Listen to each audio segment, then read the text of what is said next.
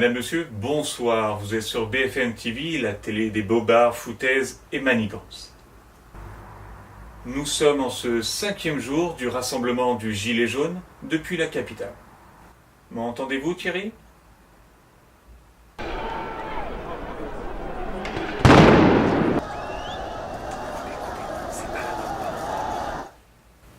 Veuillez nous pardonner pour ce petit incident technique. Il s'agit là du live de la semaine prochaine.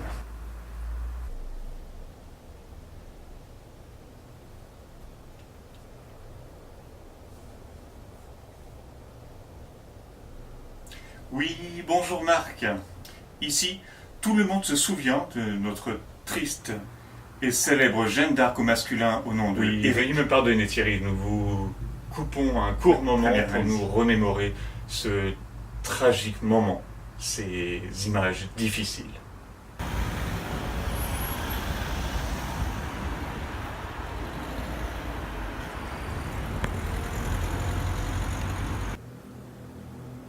Oui, merci de nous avoir remémoré ce terrible et touchant, émouvant passage de Éric. Aujourd'hui, lundi 17 décembre, en ce 5e samedi de mobilisation du Gilet jaune, Gilet jaune qui, comme vous pouvez le constater, n'est pas présent ce jour aujourd'hui à Montluçon, ville capitale et représentative d'un mouvement futile et inutile du bas peuple. Cette 5e et probablement dernière journée signe de la grandeur de notre monarque, président Emmanuel Macron, qui par sa divine élocution spirituelle a su ouvrir ses chakras, son cœur et également son porte-monnaie aux petits Français. Car oui, de cet élan d'amour en cette période de Noël, ce n'est pas 1, ni 2, ni 50 euros, mais 100 euros que promet notre cher président Emmanuel Macron. Que dis-je ? Que notre président offre aux smicards. Smicards ayant voté pour lui et qui s'engage à voter pour lui aux prochaines présidentielles. Il va de soi.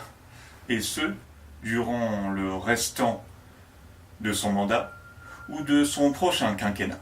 Cette mesure totalement altruiste et généreuse de sa part sera totalement financée par sa poche, celle de l'État, sans aucune répercussion sur d'éventuelles augmentations ou impôts, si ce n'est celle déjà prévue de l'électricité, du gaz, de l'eau, de l'essence et de la TVA. Merci Thierry pour ces bonnes nouvelles. Ce sont nos pauvres, nos miséreux qui vont être ravis en cette période de fin d'année. Ah, breaking news. On nous informe également que les banques allaient s'engager à donner un coup de pouce en autorisant exceptionnellement quelques extravagances.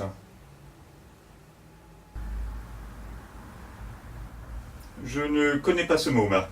Mais oui, ici, toujours en direct de la mobilisation du Gilet jaune, où le calme est à son paroxysme, nous avons entendu la nouvelle. De grands groupes banquiers vont s'autoriser quelques extravagances en cette fin d'année. Avec quelques mesures comme l'autorisation de découvert sur la descendance, à un taux de 30% exponentiel et rétroactif sur chaque génération, ce qui est raisonnable.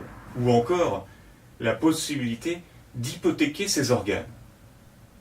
Monsieur, bonsoir, nous vous rendons l'antenne et n'oubliez pas de voter pour votre président Emmanuel Macron, sans qui vous ne serez pas là aujourd'hui.